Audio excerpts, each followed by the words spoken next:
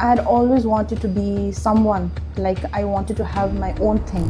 What are the few dark secrets about the industry of hospitality where people are not aware about it, but it happens? I come from a small hamlet near Darjeeling, that is Sukhia Pohuri. Okay. How difficult is it for you to hire people in this region? I was here in my company till my last day of my delivery. Relationships have become so transactional. I'm too much into spirituality and too much into giving. Hospitality is actually when you create a relationship with that person. Exactly. The dream itself became a promise to us to fly. Mrs. Smeeta Pradhan, like when you are not a CEO, when you're not a mother, when you're not a wife. I like to dance. That is what I do. Some journeys start with a business plan, but today's story began with a dream. A dream to create not just rooms, but memories that last a lifetime. That's the heart of Avianna Group of Hotels and Resorts. In just a year and a half, Avianna has welcomed over lakhs of happy guests, families, friends, and travelers looking for soulful stays. Each property is built with care, blending comfort with local culture and offering service that truly feels like home. The tea gardens of Kurseong to the misty charm of Darjeeling and the vibrant energy of Gangtok. Avianna's vision is to grow to 30 plus destinations across India in the next 5 years, while staying true to the belief that every guest is family. We welcome our guest, Mrs. Smeeta Pradhan, CEO and founder of Avianna Group, who is passionately following the foundation laid by her husband, Mr. Pranoy Chhetri, MD of Avianna Group, partners in life and in business, working together to bring the shared dream for Avianna to life.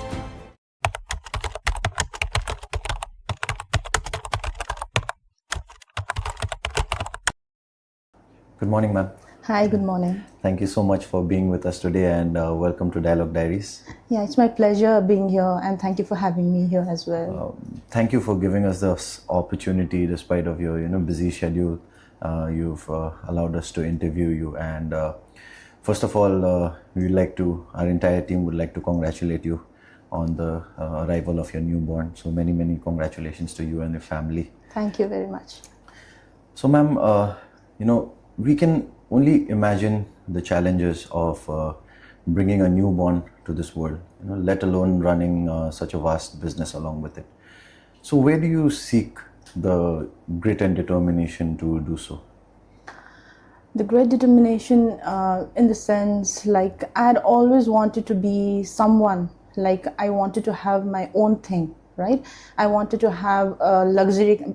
Actually, I come from a very humble background. So I had always imagined myself to have a luxury thing of everything, luxury in everything.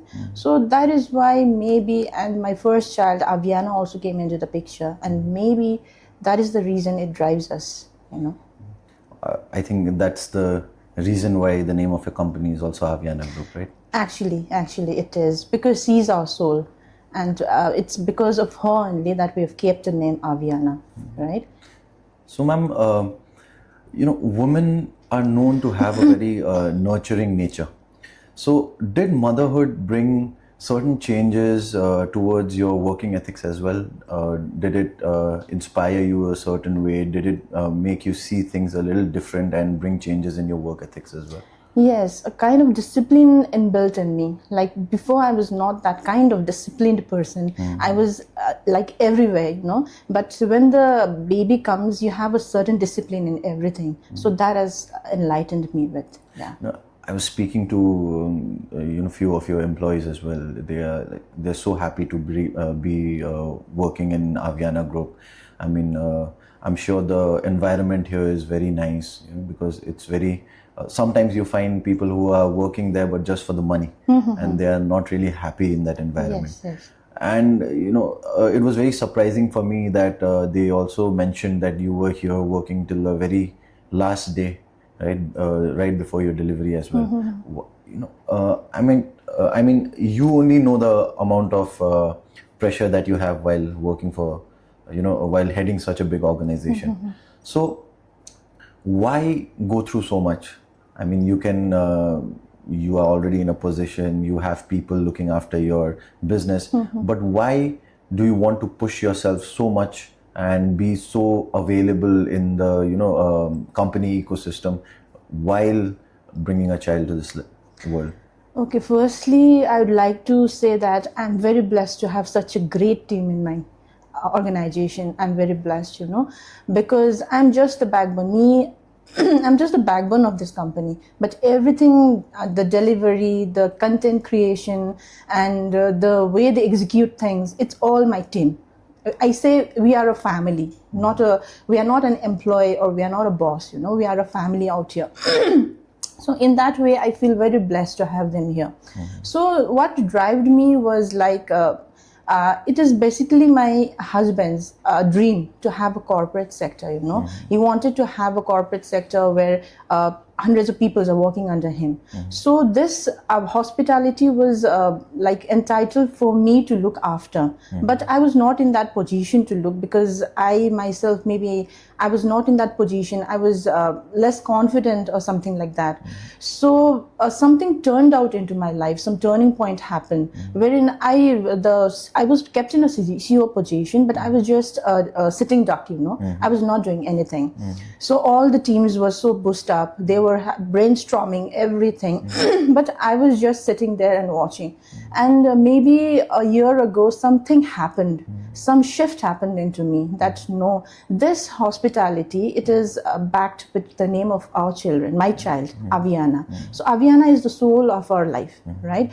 And when the company is backed by her name, the dream itself became a promise to us to fly. Because Avianna means a bird, a bird which has freedom to fly, who rises up and shows and potential. She has all the potential. So when the name was backed with, the company's name was backed with Avianna, so it gave me a drive to, like, it's not only a company as of now, it's our promise to fly. So that keeps me, every day that keeps me driving that, yes, we need to do something for the team. So yeah, for, like you mentioned, like I was here in my company till my last day of my delivery. So this is the only thing that has brought me that drive. But that's so inspiring, and that's a beautiful story of how Avianna as a name to this company brings so much of inspiration. And I'm sure all your family members, as you say, Yes. the employees as your family members, they're also well aware of the inspiration that you seek from the name. So, like you're so obsessed, let's say obsessed, and love and so much of, care for the company because the name for the company is driven from your child's name. Yeah. So how was your childhood? What was it like when you were young? Where did you do your schooling? And just how was the time when you were young? Yeah, I come from a small hamlet near Darjeeling, that is Sukhia Pokeri. Okay. Maybe, I don't know if people have heard it or not, but it's a small hamlet, which is a pathway to Sandakpur, where many people go for trekking, and it's an international way, right? It's an international trekking place. So I come from there, and my background was very humble. We had a transportation business, and I could see my father. We were a joint family, actually. My uncle, my father's brother, and we stayed together. So we were 5 siblings, 3 of mine and 2 of my uncles, right? And we grew up like the caring was there. We could see the caring, we could see empathy in us, compassionateness, and yeah, that is how I grew up. And it was a very humble background, I could say, where there was so much of love between us. Yeah. So, ma'am, where did you do your early schooling, and how about college? Yeah, I did. I completed my ICSE. It was ICSE background. I completed from Murich. It is Leo's English School. And after my 10th standard, I did my diploma in civil engineering. Okay. And after I completed my diploma, I did my degree. Okay. So, ma'am, after your degree, did you ever feel like you should work for an independent organization, or did you work for any independent organization before taking up this role? Yes, I did. After my degree, I just joined this Gammon, Okay. which was established in Sikkim. It was, I think, a franchisee or something like that. Okay. I did I served there for about 4 years. Okay. Yeah. So, ma'am, what did you do your graduation in? It was civil engineering. Oh, lovely. So even Yeah. I'm from a civil engineering Wow, background, wow. and that's a commonality that we found just Yes. now. But ma'am, what I've seen is usually engineers, they are everywhere. You see Yes. them in consulting corporates, you see them in banks, you see them as CEOs, founders. You yourself being from engineering background, you are heading an organization as a CEO. So on your personal view, what do you feel engineering has taught you, or why is it so that engineers are so versatile in all these different fields? Engineering, it particularly gives you a logical mind, it gives you how to solve problems and all. So in that ways, this problem solving skills is required in each and every field. So I guess the engineers fit everywhere in that ways because they are very logical, they become logical. Yes. And their mindset becomes like that only. So maybe they are fit everywhere and they can take up any job. So ma'am, like you said, you worked for an independent organization as well, and now you are heading an organization. We generally know the basic differences of how you operate in an organization when you're working for it and how you operate while heading an organization. But what I want to know, or I want to learn from you, is the difference in the mindset. Okay. Because what kind of mindset did you have when you worked for an organization? And what kind of mindset do you have right now when you're heading this organization, which is also a huge task? Yes. Like I already said that engineering is a logical mindset, right?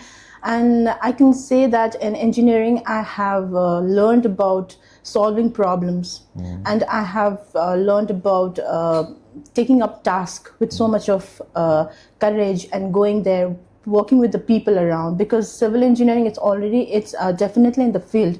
We need to have a listening with the people. So I had that communication thing going on, right? And while hearing, and it's totally different being a CEO. From engineering background, it's totally different from being a CEO. In CEO, what is it is like, it's like having a wings, you can do whatever you want to. You have a vision and you have a team to lead. You have that responsibility wherein you are the leader of the whole boat or the sail, you can say, and it's upon you where you take the team, right? And yes, I can feel that where there is no existence, or where we can see that where there is no existence of the particular thing, it's the job of the CEO to make it happen. So I can say you like an example of something like that. Like when I was given a task to design some kind of roads or bridges, it was only a bunch of people who could see it. And that only made me little proficient in my job, or problem solving, or a little bit more of efficient in my job, but only a bunch of people could see it. But here, being a CEO in the hospitality, what I feel is whatever you have set, like what kind of environment you want, like the people should feel happy what you have set, and when they come and say yes, this is exactly what we want, then that gives you a peace, because I always wanted to serve the people. So whatever you have set, and the clients or the guests, they come and see that and they feel. Because what I feel is that what we give is just the vibration we can give it to them. They can take that vibration from us, right? And if we set that vibration right, and the guest or the clients can feel it, then it becomes wow. And it's just a fraction of a second. The happiness comes in a fraction of a second. So that is what I felt the difference in your, being an engineer and being a CEO. So, ma'am, why this industry? I mean, if you look at this region, the North Bengal region and Sikkim, so it's a very huge market, Yes. yet it's very cluttered, right? There are lots and lots of, there are other organizations as well, and there are also single-owned properties by different people and all. So why enter such a market which is already very cluttered? Okay, like I previously said that I come from a very humble background, and our family was such that we welcomed guests in such a manner that we had to gather small gatherings together for the guest, unknown guest, whoever it is. But our family was so much into that service that I also built that belief in me that service is only the thing. So when it came into hospitality, I thought from that point of view that we are here to give service. And when we give service to the people, you can say that the karmic accounts get highlighted or uplifted, because I'm quite into spiritual things also. So when it came to hospitality, I thought it from that point of view that we can give the service, we can make the guest feel heard, we can make the guest feel seen and valued and appreciated. Wherein most of, like, we also, when we go to some part of hotels, we are like sometimes we are being ignored or something like that. So that feeling, I did not like it. So I wanted to bring this into hospitality, where all guests are feel heard, all guests are feel seen. So that is what I wanted. Yeah. Looking at Avianna Group, and we know that it's already present in 3 different regions. You have 6 different properties, and it's just been over a year, right? Your growth has been extensive. You've also won the award for the fastest growing hospitality chain in Eastern Himalayas, and many congratulations to you and Thank the team. But what I would like to ask is, we also had a very story, kind of a fable that had a moral that slow and steady wins the race. And nowadays, when you hear a lot of people giving their TED Talks, or you see a lot of entrepreneurs talking about their experiences, they also kind of say the same thing, right? So what led to your expansion? Why this strategy? Why would you want to expand so fast, so early? Like, I would like to say that taking a property at a time was a very aggressive decision for us, which we later on understood that it was a very aggressive decision. But yeah, somewhere I could feel that being in a competitive market, having a passion and stretching out is what is required, right? Because if we don't have that courage, and if we don't have that passion to come out and do this thing, then I think brand company like Avianna, they would not survive, because there are so many people around, right? So this decision was as you can say, we respect the duality of life. Where there's bad, there is good also, right? And both things happened to us. Like, it was good at a time because we were very focused and we were new in the field and we wanted to do something. But later on, we realized that this was something aggressive decision we had taken. But yeah, still it's going on. We've not looked back, but we are still, scaling maybe, or we can say we are surviving, whatever. But yeah, we are going. Avianna is there. So what would you say? Has it worked for you? Did you realign your strategies after the expansion? Yeah, we did realign our strategies. Like, we had 9 properties maybe, and some properties were not doing good. So we had to curtail them, and 2 properties are curtailed as of now, and we have 6 properties now. But do you think this also brings in a lot of visibility for your brand? Because see, when a new brand comes in the market, if you are just available in one place, that means your visibility is limited to that place. Yes. So would it be right to say that this strategy of yours brought in a lot of visibility for Avianna? Yes, it has brought it, because the places which we curtailed, it was totally not into the picture. So we were just having a burden, So it was not creating any kind of revenue generation or something like that. So yeah, it has brought a lot of visibility. Ma'am, basically what we try to do from this podcast is learn a lot of things from the people we meet, and we would love to get into the intricacies of the business as well. So if I may ask you that, what is the kind of R&D that you and your team do before you select a property or before you select a region? Like right now you're available in Gangtok, right? You're there in Sikkim, other region in Sikkim. You're available in the properties there in Kurseong, the properties there in Darjeeling. So how do you choose your property?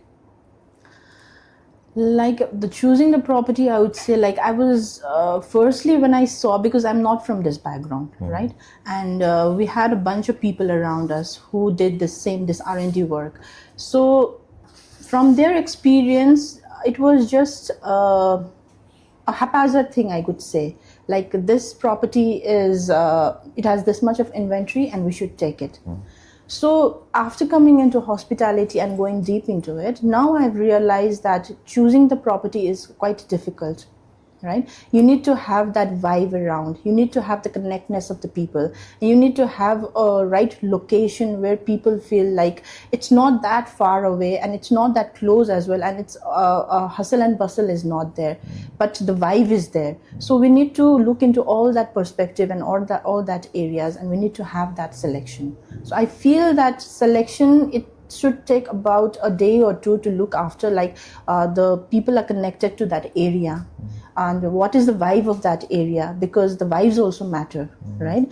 And what is the vibe of the area, and where the other thing is the what do you say, the walking path or the crowded area is limited. So these are all the criterias which I feel. So would it be right to say that you look at places which has good connectivity? Yes. Then you look at places which are a little away from the main city to maintain the vibe of that area. But ma'am, apart from that, how difficult is it for you to hire people in this region? Because there are so many standalone properties, and what we see is the wages that they pay is a very bare minimum, right? So it kind of gives a very competitive rate in the market. Then what happens is the talent that you require to operate in a a hotel chain is very different, right? How good they are in the service. So has it been difficult for you to hire good talent in this region? In this area, I would say my HR team is also the best. I totally vouch on them. But what we prefer here in Avianna is we prefer not that who have the experience, and not too low, but a mediocre one, wherein we can polish them here. And we in Avianna believe that we build a second line of leaders where everyone are leaders, right? So when they are in the mediocre, they can be polished. And they can be trained as per our way. So when they become polished themselves, and when we hire a little lesser experienced people, they can polish them as well. So here we believe in that. Yeah. Okay. So how does your business actually work? If you could explain the functional aspects of your business. Are you running as a franchisee model? Are you running as self-operated models? Do you have managers in different locations? So how does your business actually work? Yeah, we do have managers in different locations. Like here in the head office, we have all our branches. Like we have HR, we have the operational thing. I could say that we do not have much into operations, but yes, we have a CMD who's looking after everything, and we have our sales team, sales directors, we have our creative directors, everyone who's looking after their own thing, right? And they are coming up with so much of ideas, and without me telling anything, they come up with ideas, they execute the things, and they come up with so much of good things, and they consent with me before anything. But yes, I have a lot of people who are into this background, and they are diligently working very hard, and I'm very proud to say that. In each and every property, we have all the unit managers who are working very well, right? We have the GREs and everyone, yeah.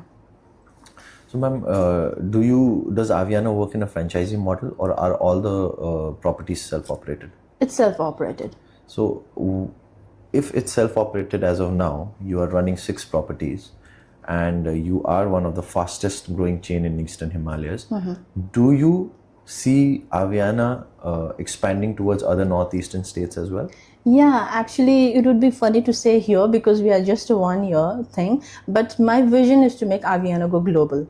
My vision. Everyone can have a vision and a passion, right? And it's just been a year, but yes, slowly we'll expand.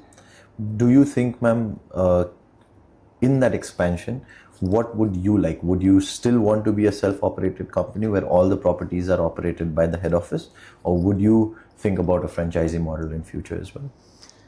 Right now, I've not thought it, but if we will, then we'll be self-operating ourselves. Okay. Yeah. So that keeps a lot of things under your control. Right? Yes, because when we started Avianna, we did not have any backings. We did not have any connections and all. It was all ourselves, right? So maybe in the later stage also, we'll do the same thing. So, ma'am, every industry, they have the good and the bad. Yes. Like, where there's good, there's bad.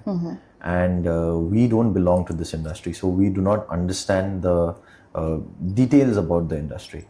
So, if I may ask, what are few things that is not visible to the general public? What are the few dark secrets about the industry of hospitality where people are not aware about it, but it happens? Yes, in our case, maybe, I don't know.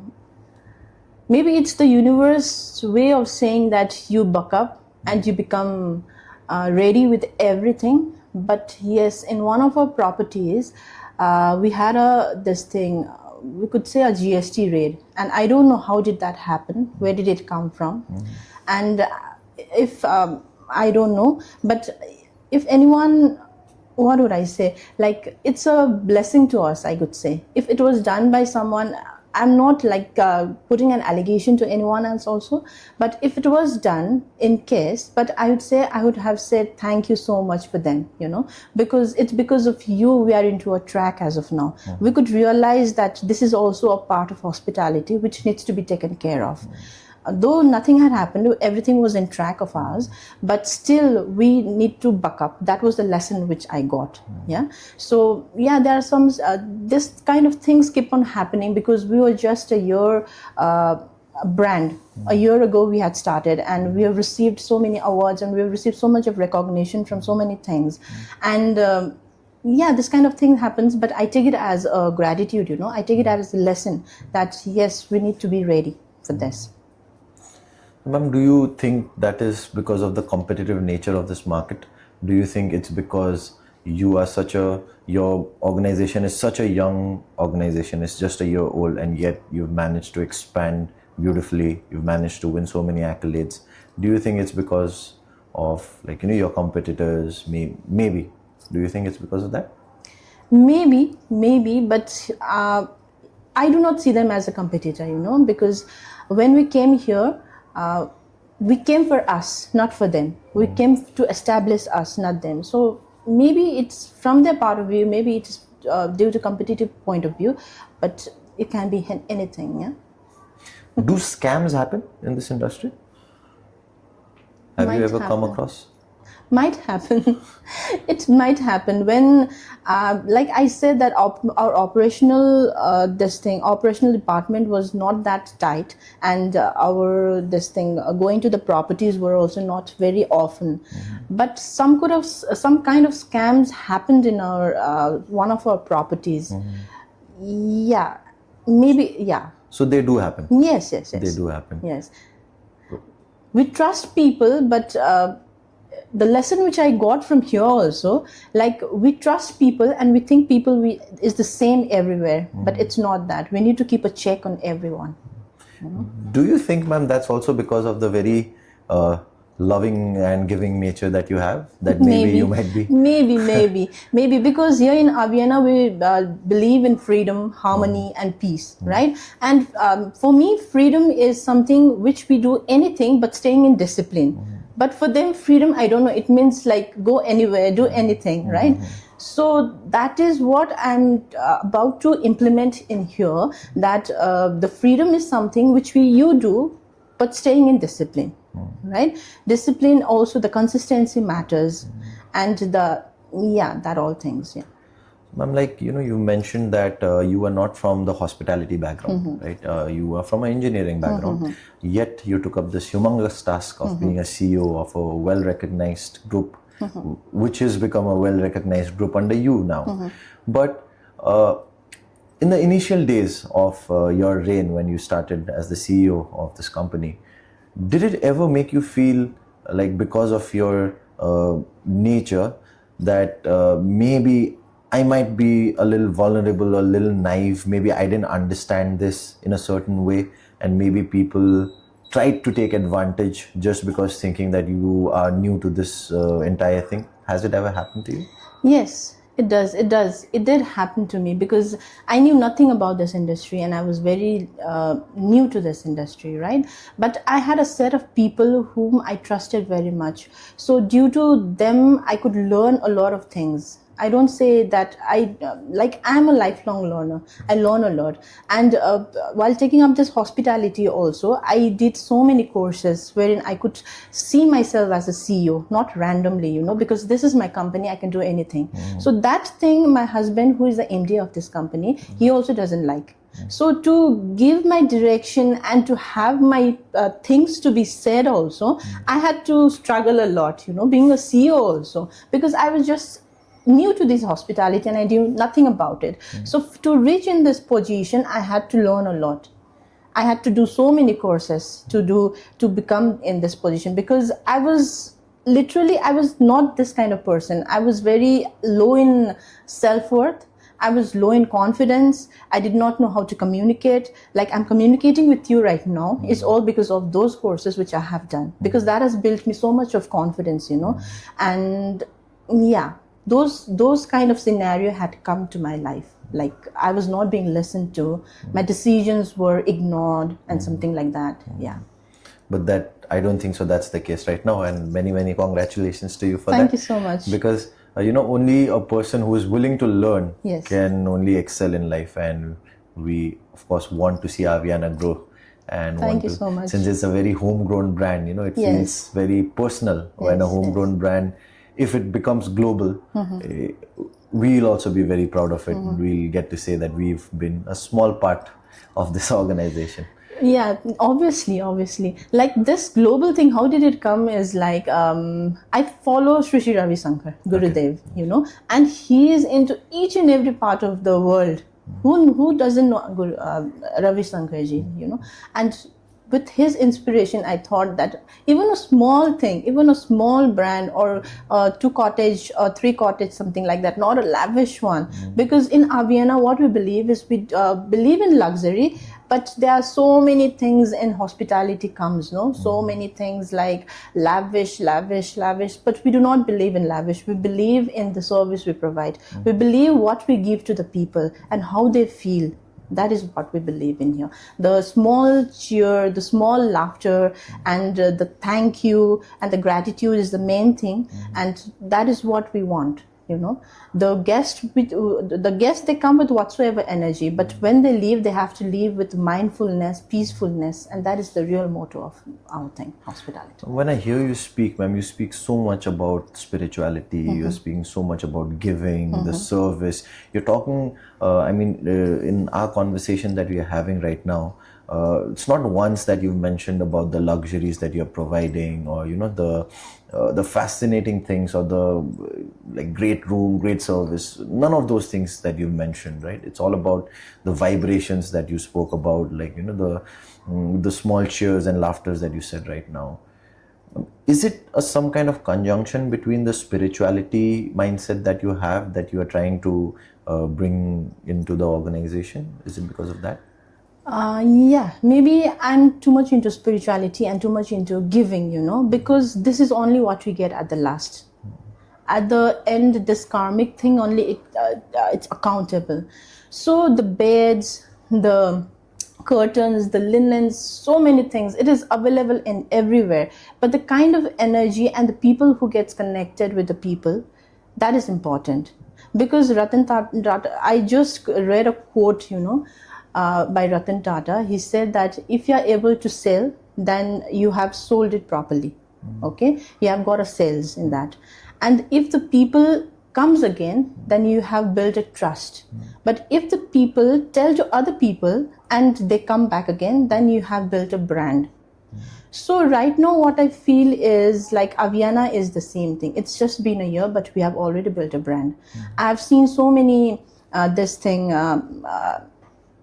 the people saying, testimonials coming out, like we've come for just a day, but due to the hospitality, as you know, the Northeast people, how are they? They are so warm, right? They are so warm in giving, they are so warm in caring. And that's blended with Avianna. It has become so nicer that the people who came here for just a day, they extended their stay to 2 days. So that is the kind of hospitality that I want. So from each and every property, I'm getting such kind of testimonial wherein they are saying that we'll do the referrals because we have liked the people, we have liked the service, we are so connected, we have liked the vibe in here. So That is what I want in hospitality, not the luxury thing. Yeah. Your mindset, the thought process that you have, it sounds so pure, so nice, right? But it's very difficult when you're running a big organization where you have over 100 people working under you. It's very difficult to align all of them in the same mindset, right?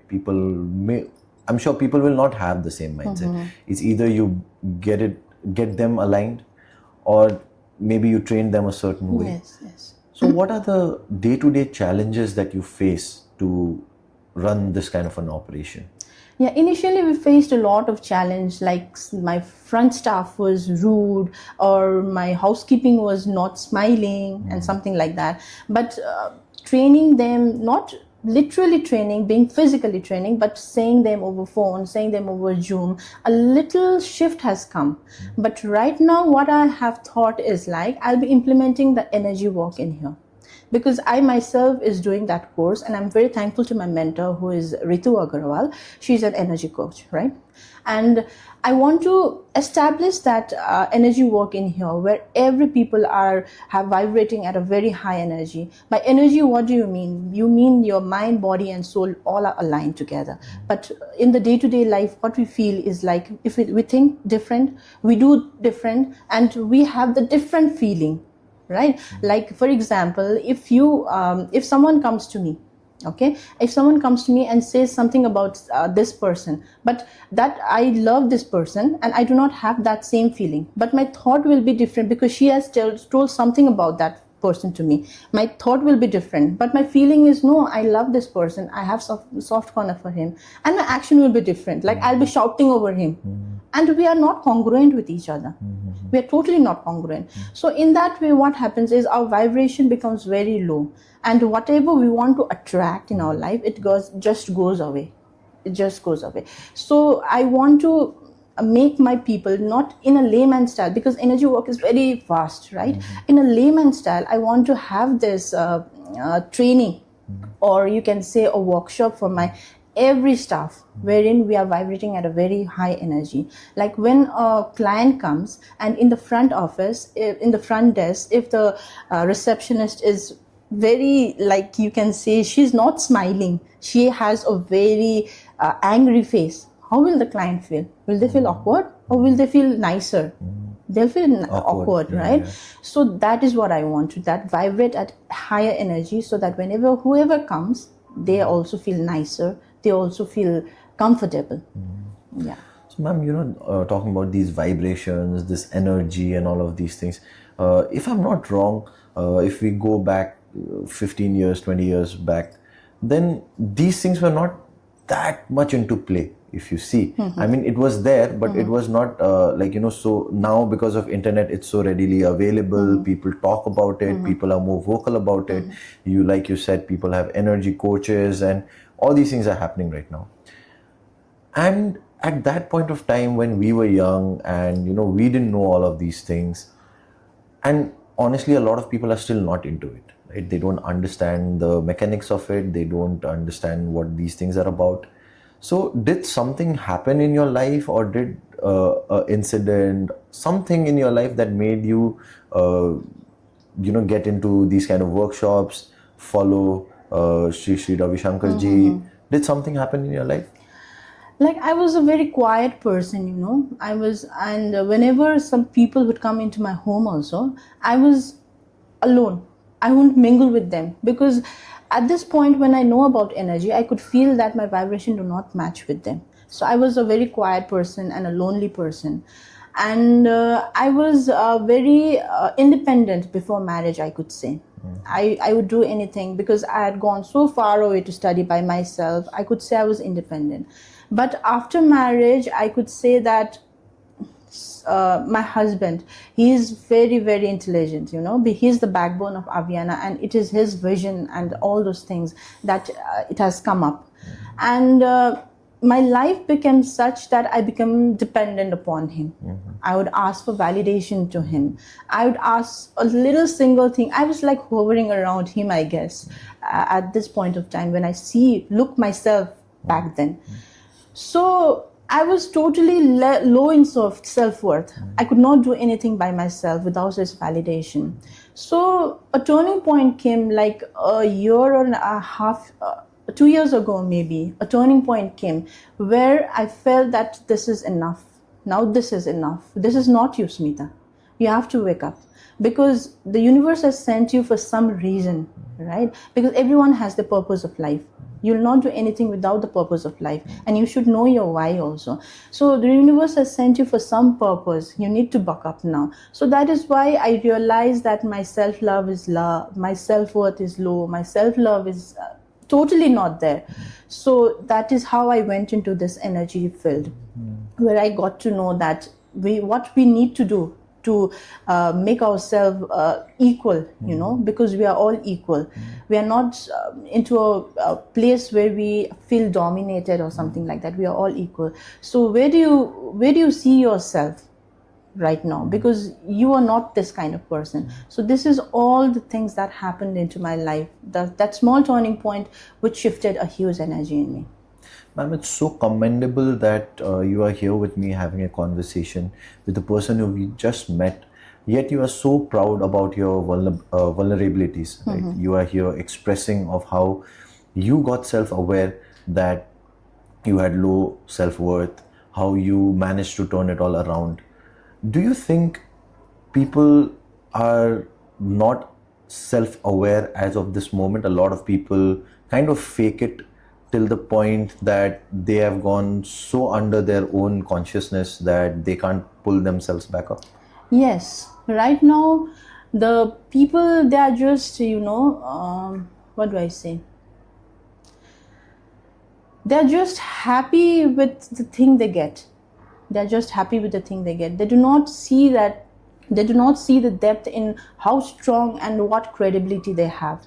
Like, I can see so many women around, they have so much of credibility. Like myself also, I'll tell one thing proudly, that I have attracted my husband. It's not that he came to me, but I have attracted him, because there was this self-worth missing in me. There was this passion missing in me, which he had कूट के भरा था वो तो कूट के, so which he had. So he is the reflection of me. I learned from him that this needs to be imbibed in me, because there are certain things in people. When you meet someone, you do not like that person, like he's very rude or he's very arrogant, but you need to reflect yourself that where in your point you were arrogant at that point of life, so that you don't like that arrogance from that person, So we need to be aware of everything. And yes, this awareness has it's lost in people. They do not have awareness as of now. They know that we shouldn't be doing this one, but they do that one, because energy, what does it say, is where our focus goes, our energy goes there. We shouldn't be doing that, but we are doing that. Why? Because our focus is there. So yeah. Ma'am, it's so nice to see how you just said that your husband was a reflection of who you wanted to be, right? So in today's time, when relationships have become so transactional, right? You have these new terms called situationships, and it's become very transactional, right? So you are with someone for a few days, you don't like the vibe, you just change. What you see lacking is the amount of work that you actually need to put in. So there's a quote that says, behind every successful man, there's a woman. You being a woman, what would you say behind a successful woman? Who's there behind you? My husband.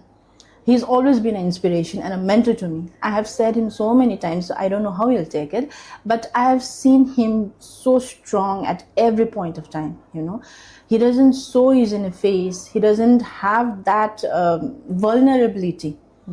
Because there are so many situations in his life, and he is like a problem solver to everyone. Everyone comes with a problem to him, and he's kept so much is in his shoulder that he doesn't show. He doesn't want his family to be panicked, and he doesn't want the work to get affected, or his children to get affected, and he takes it so casually and so easily without panicking. That is what I learned from him, and he's my greatest model. Yeah. It's so important, when we hear a lot of people saying this, that the most important decision in your life is choosing your life partner. How has choosing your life partner affected you in your life? How has it transformed you from what you were to what you are today? Maybe if this Smeeta was not, if I was not this Smeeta now, and if I was earlier Smeeta, I would have like so many resentment against him. He doesn't have time. We got married, but he doesn't have time for children. But now I do not have. I feel very blessed for him to have me as my husband, because he's taught so many things in so many ways, like how to manage people, how to lead the team, because he's very supportive. He's very supportive, and he's a loving father as of now also.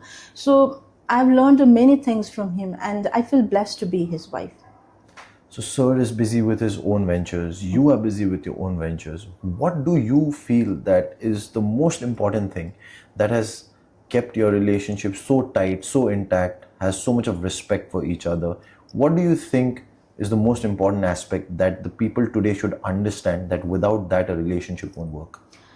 I think the communication is very important, but in our point, a communication is limited.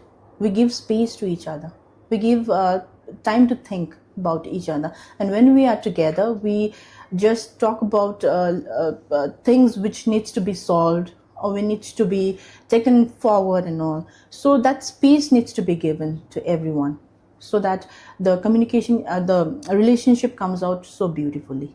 It's not always hovering, because later on I was like that.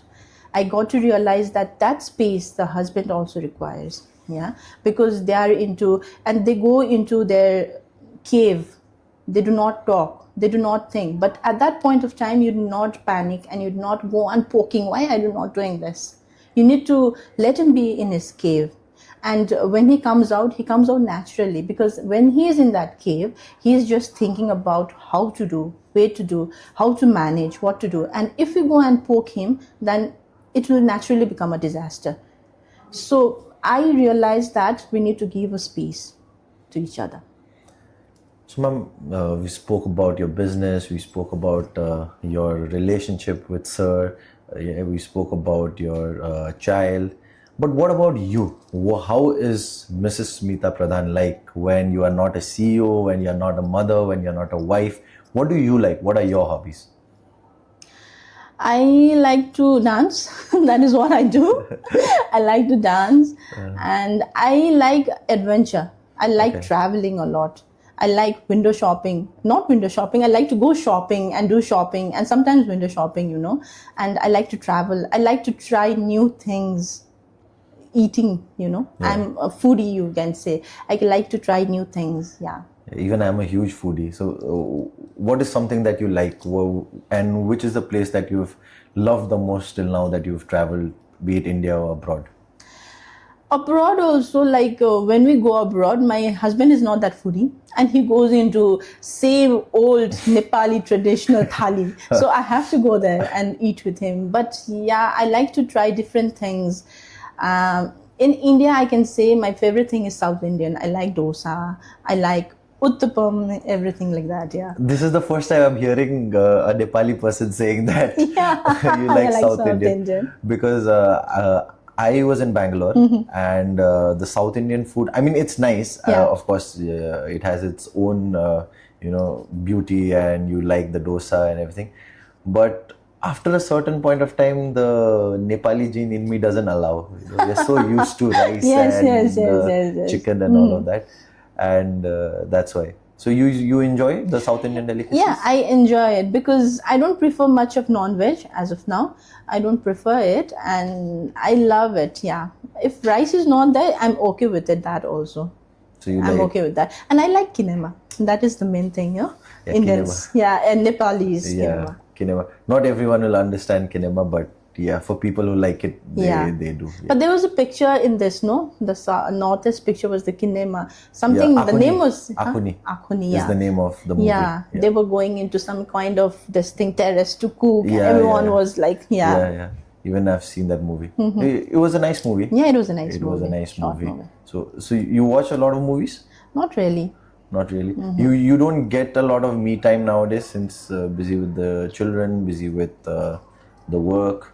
Whenever I get, I just binge into Netflix or now ChatGPT.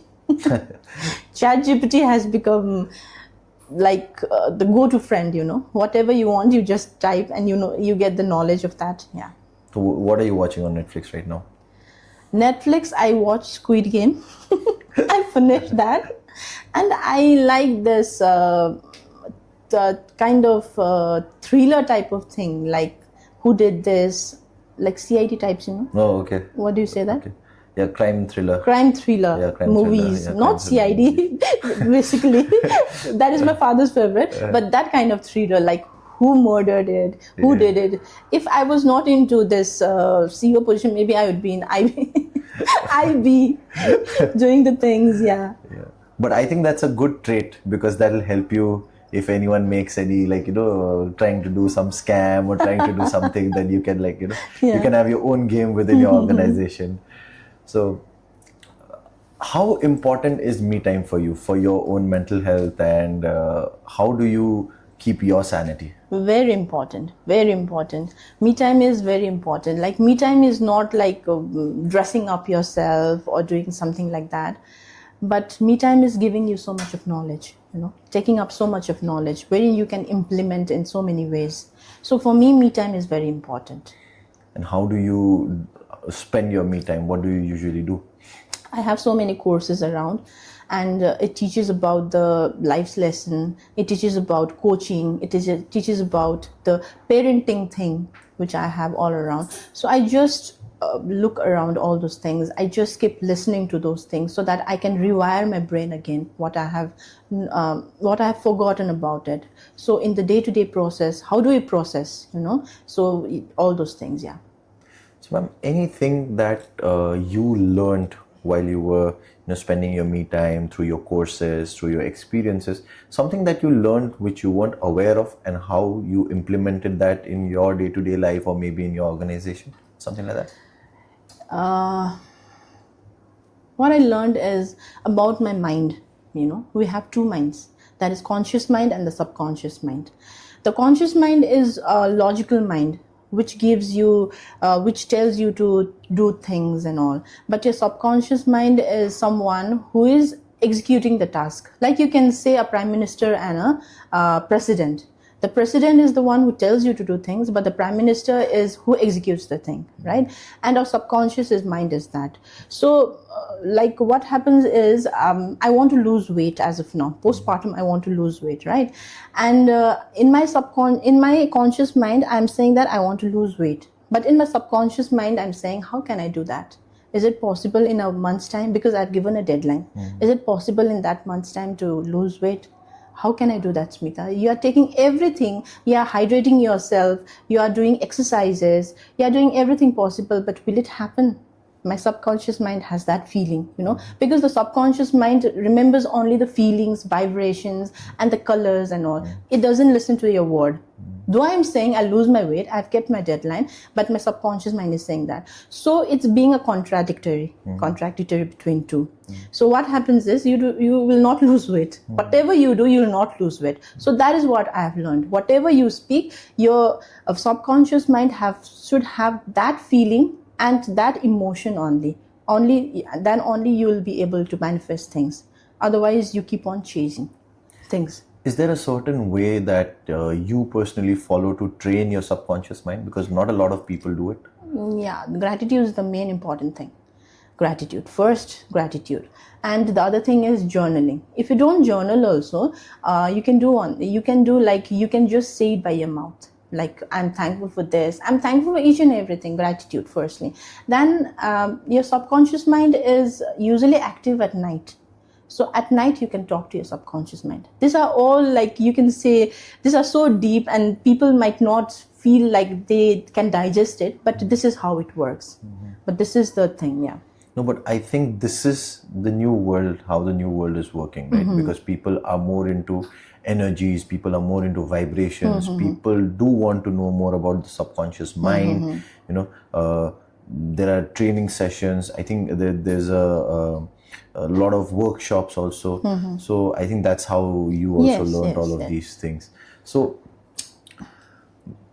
Ma'am, you speak a lot about gratitude, right? And when you see, you also find a lot of people today, they, I'm not saying everyone, but you have few people who have that gratitude towards everything in life. And there are people who take everything for granted, right? What do you feel will be the changing factor for them? Like, how do you think will their life transform if they start, giving gratitude and being thankful for the things that they have in life? Like you have noticed, like some people are very rich, but after a few years they become poor. Yeah. Yeah. So that is the thing of gratitude. If you are not happy with whatever you have, then automatically the things vanishes away, and whatever you are made for, whatever the universe has thought of giving you, that also you won't be able to get it. So you need to be grateful for each and everything. Like, I'm grateful for whatever I'm wearing, you can say, or I'm grateful for this company, or smallest of the thing, like the water what we drink. We need to be gratitude for everything. We need to have, because if you want a home, you have manifested a home, you want this kind of home, this kind of thing. But if you are not happy in the home which you are staying, will the universe provide you with that? No. So you need to be happy in everything, and gratitude is the most important thing for everything. And how does happiness come from gratitude? Because happiness is not just a state of mind, right? You need to be happy where you are there, you need to be happy about the things around you. So how do you feel it interlinks, gratitude and happiness? Gratitude and happiness is like, you need to be in the present moment, particularly in the present moment, because we cannot take our last breath, we cannot take our future breath, we just can take our present breath. You need to be in the present moment, and you need to be happiness is just a state, right? And just be happy for everything. Just say, like, somebody says you're useless, how will you feel? You'll feel bad. And somebody says, like, wow, you have done it, you're great, then how do you feel? Your energy just shifts, no? So just be happy for whatever, without any reason. Just be grateful for whatever you have without any reason. So that is how it happens. So, ma'am, when you're at a position when you have, built such a big empire, you have power, you have money, there is always sometimes people, they go off track. They become too full of themselves. They think like they can do anything that they want to. So, did that ever happen to you? That is just a human nature, It happens with everyone, I guess. Yeah. Yes. But how you stabilize yourself is very important. How you ground yourself is very important. So yeah, that might have happened at times where I was full into myself. I was like very, you can say, proudy, or you can say arrogant at times, when I did not have a value of people. But everything happens for a reason. That is just a learning which we need to imbibe from there. This shouldn't be happening in our life, because when that happens, whatever you have achieved, that will automatically come down. So yeah, I have learned that a lot, and I've learned that from my husband also, that you need to value people, you need to be empathetic with people. Like, I was not empathetic at all. I used to do things if I like to. If I love the people, I used to work with them. But if I could find a small fault in them also, like, I would like do this type of feeling was with me. But this I have learned. I've learned myself to be grounded. I've learned myself to love people around me, to have them, because in Avianna, people are our heartbeat. Without them, we are nothing, right? Because it's their content, it's their ideas which has come to us, and we are executing it like that. So yeah, I've made myself grounded. Like, I do my meditation thing. We have chakras in our body. I do my chakra cleansing every day. And we have aura. You know aura? Yeah. Aura. What is aura? Aura is normally an electromagnetic field in our body. When it matches with the universal frequency, then everything that we think of, it gets manifested. Like, sometimes we think of certain things and it happens automatically. So that is just our aura.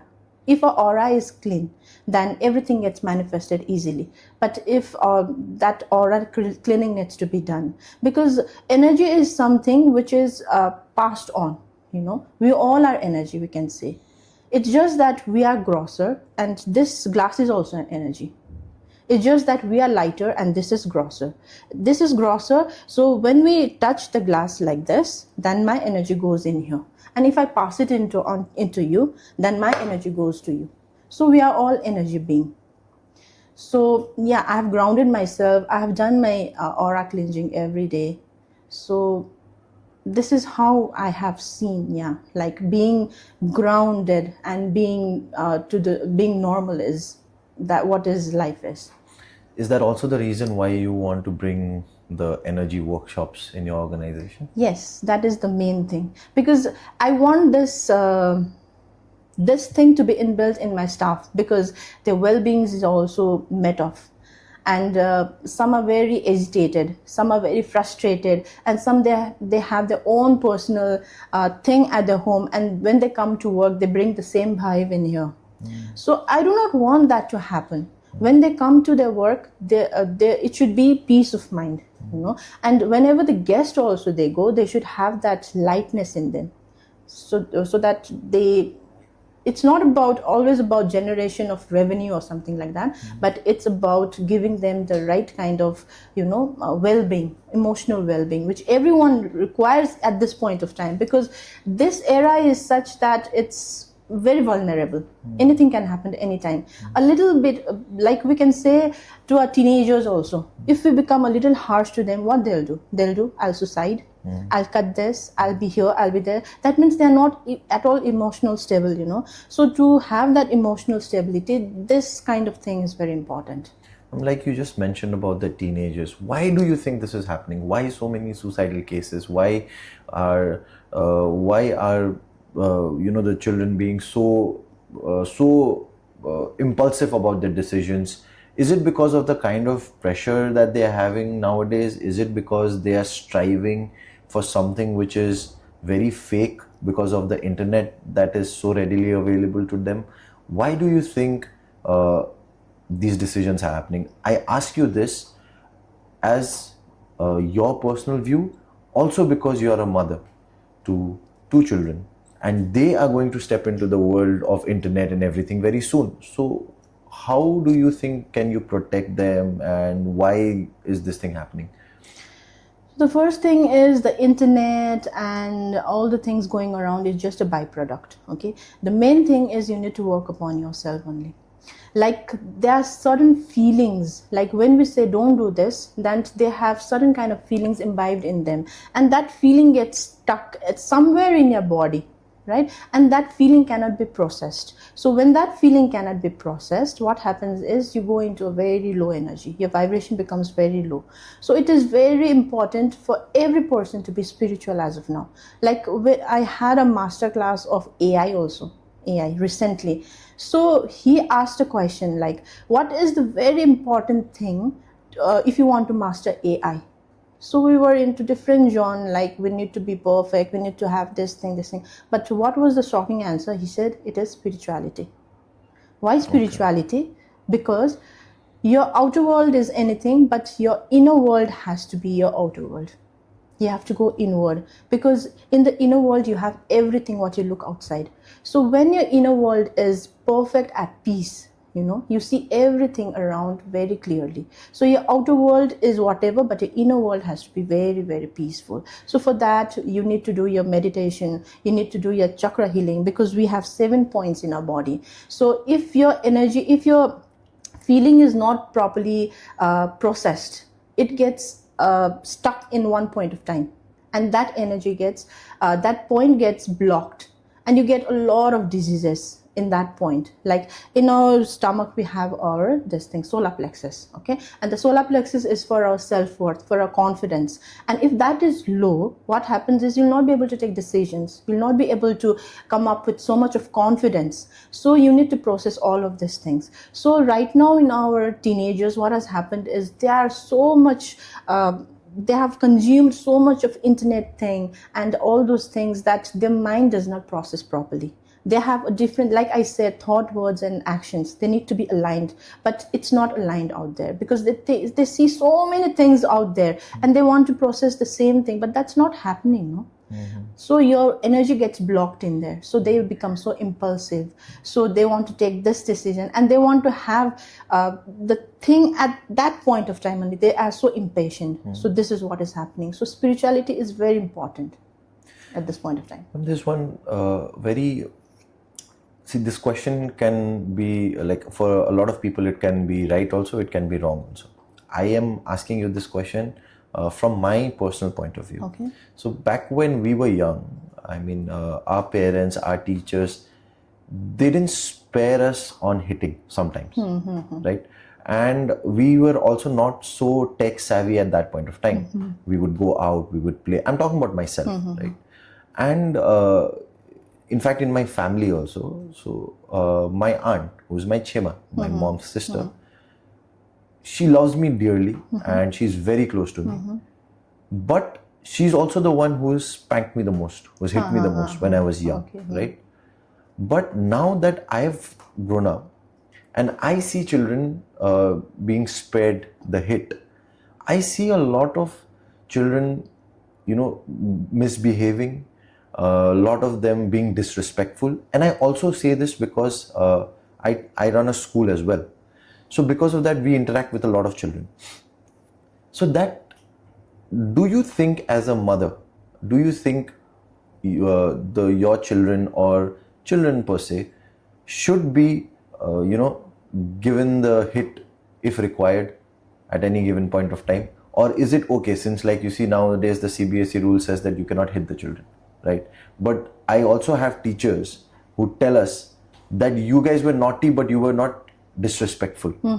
So this has become a huge dilemma. Even they say about, back in the day, they're always talking about back in the day. So how do you think is the right way to, groom your child in a way that they don't go, in a wrong path? So this was the main point, That is why I took a month ago and I've taken a parenting course. Like my second child has come and my first child is Avianna. She's totally empathetic. She has that boundary between us. She listens to me. And when another baby came into my life, I was a little fearful that she's surrounded with other people. Like you can say, our elders are a little orthodox, They need to do things according to them only. The children needs to listen to them only, and they do not respect their boundaries. So I was a little fearful of that, and I came into this parenting course, and I'm doing that course wherein I can have a relationship between my child and the elders. How do they need to do? But I was never fearful about Avianna because I had that in me that I can connect with her. Because the children, what are they is, they like to be respected like us. They like to be listened like us. Okay? And when we listen to them, they'll naturally listen to us. And she is very much connected with me. And yeah, that is the thing. It is also about the conditioning, The mother and father, they have come out from a very different background. They have their own conditioning from the childhood. Like, you should do this, you shouldn't do this, you shouldn't write on the board, something like that. And that thing only that comes to your children. You also end up doing the same thing to your children. So they do not like that thing happening around them, right? So yeah, that is also one of the things. The conditioning is also one of the part. And the other thing is being disrespectful is because the elders do not listen to them. Elders do not respect their boundaries. So that is why they become disrespectful. First of all, what they throw tantrums. Because when they throw tantrums, what happens is a little bit of focus goes to them. And they think that this is working. And they become more vulnerable. And they think this is working. And they become so disrespectful at times that it's okay. They're okay with this because they think that they take us for granted. And some people become so bossy that they think that they are we are the boss and they'll do anything to us. So this is the kind of scenario happening at each and every home. So the thing I want to say is you respect your child. You have your connectedness. Before you tell anything to your child, don't do, you want to say, don't do this thing. First of all, what you need to do, you need to connect with that child. You need to, like, he is sitting down and you're standing up, and you want to tell something to your child. You just go down to him or her. You connect in your eyes. You see into his eyes first, or her eyes. You have that connectness, and then you tell the things. Then just see the magic happens. Like, he'll listen to you because you've listened to him or her. So that is the kind of the relationship you should have with your child.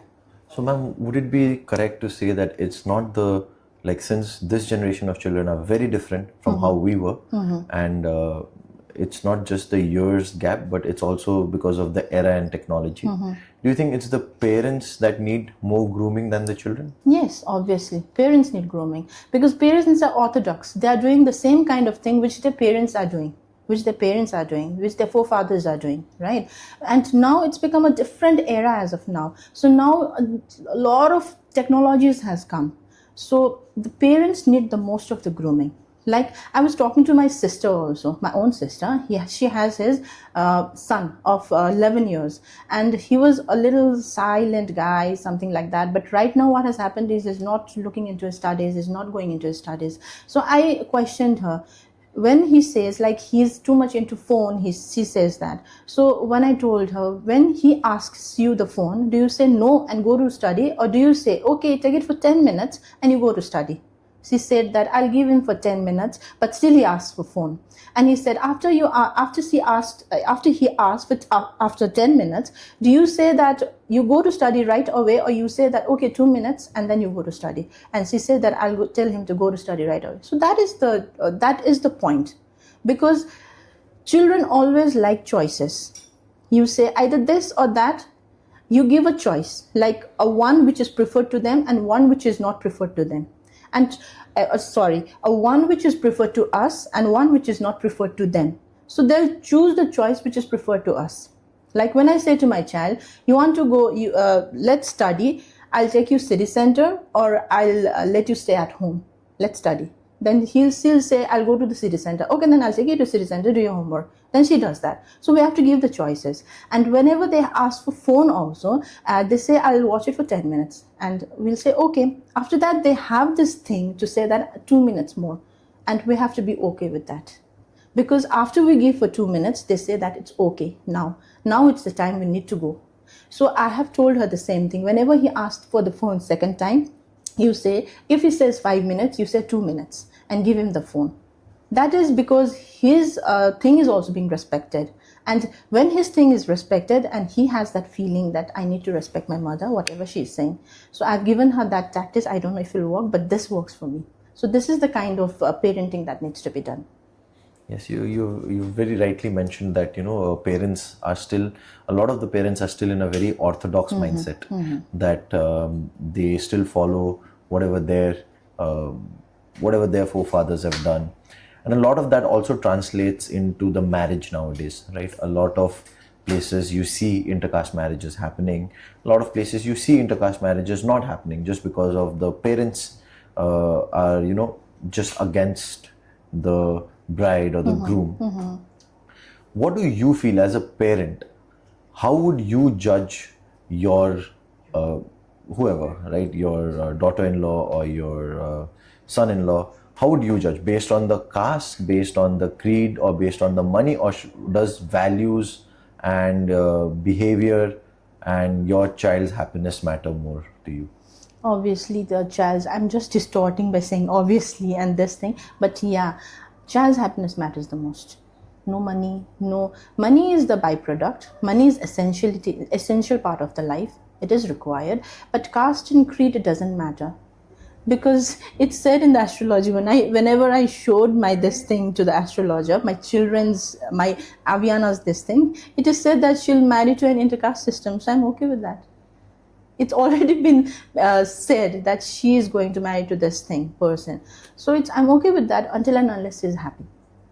The happiness is very important, because that is only the state of mind which keeps you alive, right? So the happiness is very important. Do you believe in astrology? Yeah. To a certain extent? Yeah. So I have seen that astrology is also very, I don't know. It makes me believe sometimes. It makes me question sometimes. But what I usually do is I use it to keep a check on me, as in like they read your Janam Patri or Kundali, and then they predict that this is what's going to happen, and then they also give you solutions. That if you do this, then this might work. If you do this, then that might work. I mean, I use it to keep myself in check.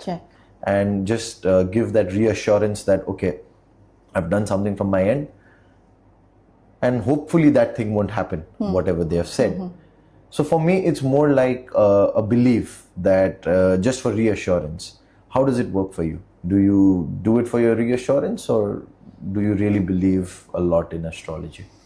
Yeah, maybe reassurance only, because if you listen to the good things, our subconscious will take that and it will say that yes, this is happening, so we feel good about that. Yeah. So the bad part I do not take it, the good part I take it. And you can say it's just for reassurance. I think we are same Yeah. there. I think we are same there. Yeah. And I also think that a lot of people do actually do it for reassurance, because I have never seen I mean, I don't know, it's not like I've seen the whole world, but whoever I know personally, I've not seen anyone say that this bad thing is going to happen and that's sealed. It's always like, this is going to happen, so you can do this to maybe like reduce the impact, or maybe like do something so that doesn't happen. So kind of makes me feel like maybe it's just for reassurance. So I also would like to add, like we will become much more into astrology and much more into this card reading when our vibrations are very low. When you want the answer to be perfect, when you want that only to be, and it's not happening in your life. It's when your self-worth is very low. We will totally believe in that if I walk into this path, then this will definitely happen. So yeah. But there are few people who believe in it, like just indefinitely. Yes. Then they start wearing stones. Then they have different things that they do. Names change, numerology. Then they do alphabets. They change alphabets and all, and it does work for them. It does work. For few people, it does work for them. Because like I said, we are just electromagnetic. If your vibration is high and you catch that frequency, everything will work.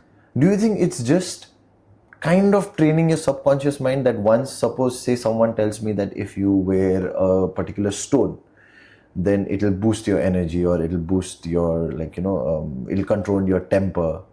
And once I wear it, I subconsciously start thinking that maybe this is working, and it actually works. Exactly, you got the point. Because the subconscious, it stores that kind of feeling only. Because if you wear that stone and you feel that it's not working for me, it will not work. But if you say that this stone is working marvelously for me, whatever I'm touching, it's turning into gold, it will happen, obviously. Because that is only stored in your subconscious. Subconscious only stores the feelings and emotions what you have. If you feel very happy wearing that ring, that means that is stored in your subconscious. And it says at the happy hormones comes out. So that is the thing, yeah. Just training your subconscious. I think everyone should start learning how to train their subconscious. Yes. What do you think is the best way to train your subconscious? Subconscious is usually activated at night when you go to sleep. So when you go at night, I normally don't do, but it's said to do that you have your reflection of your day's work. I normally don't do. And you need to talk, and the mirror work is very important, right? And you need to appreciate yourself, and you need to do the journaling of your day's reflection. So when you do the reflection, you associate with only those things which has uplifted you. And you disassociate with those things which is totally not into your favor. You just disassociate with them. You don't think of that, and you associate with those things, and you train and you say to the subconscious mind, like, thank you, this thing has happened to me and I'm very happy. I want to I want to build this only.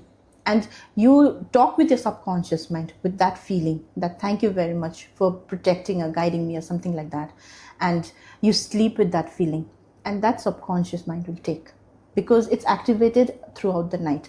Whatever you have the feeling in at night when you go to sleep, then like you have observed, like when your day is very heavy and you will sleep with a heavy heart, the next day will automatically become heavy for you.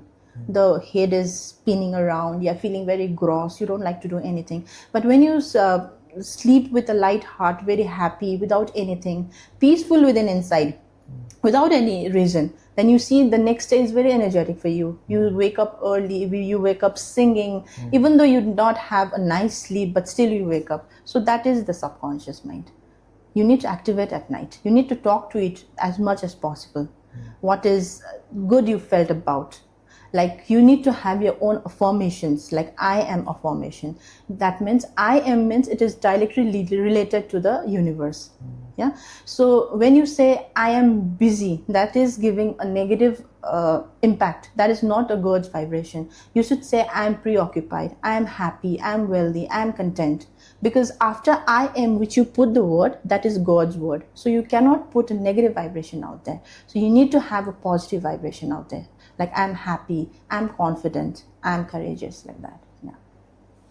I think I have learned a lot about subconscious mind and the vibrations that you've given us today, and it's so nice to see this, and it's so good to see how you have very gracefully blended your spiritual mindset, your learnings into the corporation that you're heading right now.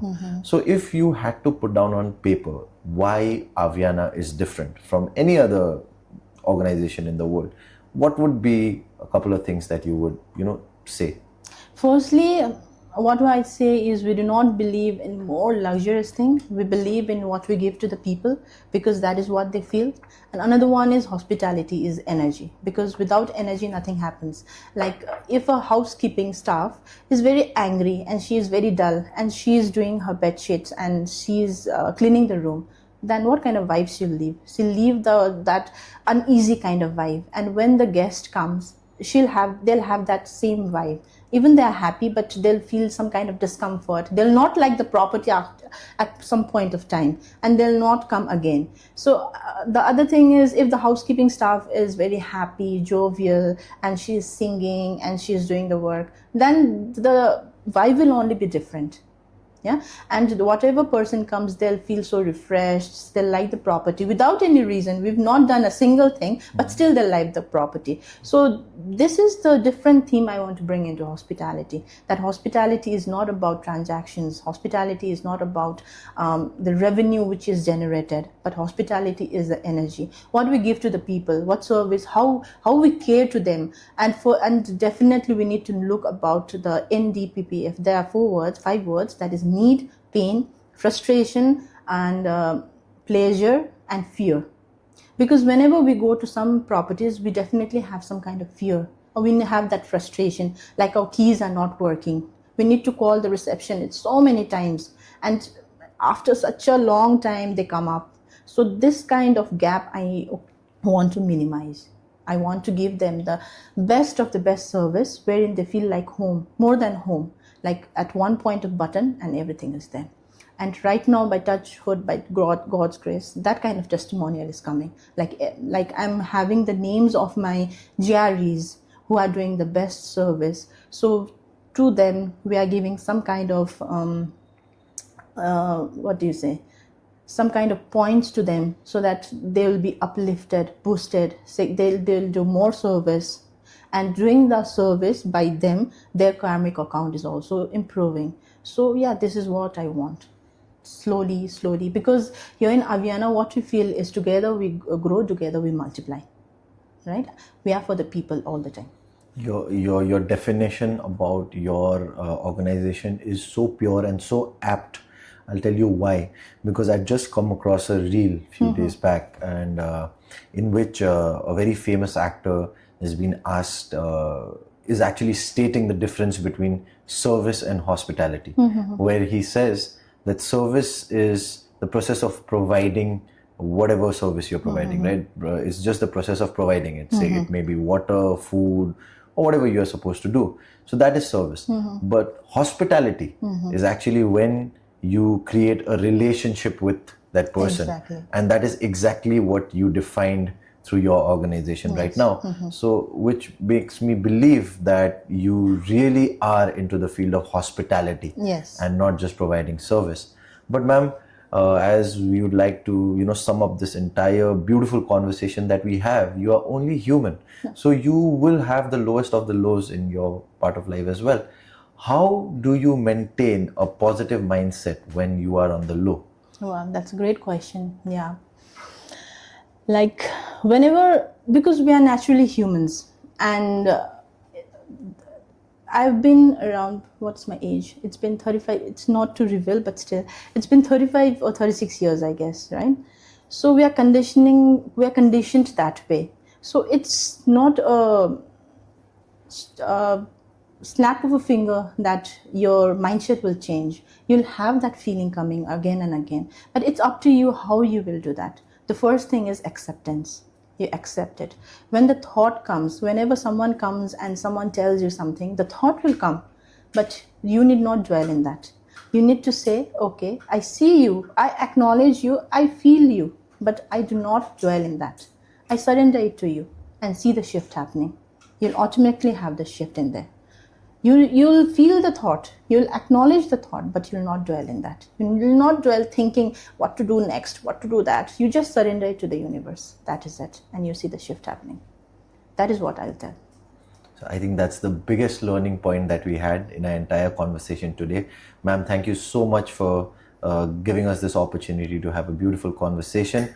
I hope that you continue to inspire everyone who watches this podcast, and also everyone that you touch your organization with. And I hope more and more people come to your organization, not just to take the service, but also to gain the positive vibrations from the different properties that you are prevailing. Thank you so much, ma'am, for being Thank you so much for having me. And one thing I'd like to tell the aspiring entrepreneurs, whatever, like you should have your why. Why ready? Why are you doing this? Why am I doing Avianna? Is I want to make it global, and I want my people to be happy, and same time the guest. So the one thing you need to know is why, your why, and your passion for it. And thank you so much for having me here. Thank you so much. Thank you for making me this channel to share this thing, because we are just the channel and he is the doer. So you've made me a channel to share this from your podcast. Thank you for so much for having me. Thank you.